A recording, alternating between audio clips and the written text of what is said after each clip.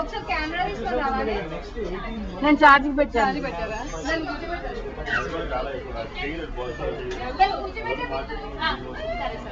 ఎక్కడ కూర్చోబెట్టారు?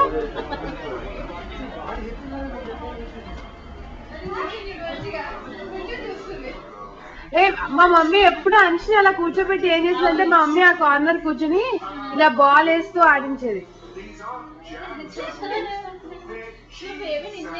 ఎంత మంది నీకు లైన్ లో ఉన్నారా?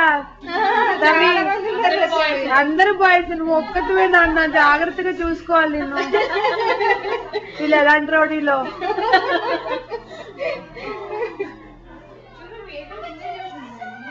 అది పిల్లల్ని మంచిగా చూస్తుంది అలా.